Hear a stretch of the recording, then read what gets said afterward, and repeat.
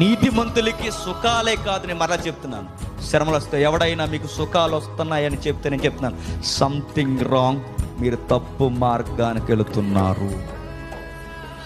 మీకెవరైనా అది కలిసి వస్తుంది, ఇది అది సెకండరీ, కలిసి వచ్చినా రాకపోయినా నీతిమంతుడు విశ్వాసి ఎప్పుడు రెడీగా ఉండాల్సింది ఏంటి చెప్పిన, ఈ లోకము నాకు యోగ్యమైనది కాదు, ఈ భూమి మీద నాకు సుఖము దొరకదు, నాకు రోగం రాకపోవచ్చు, నా ఇంట్లో వాళ్ళకు రోగాలు రావచ్చు.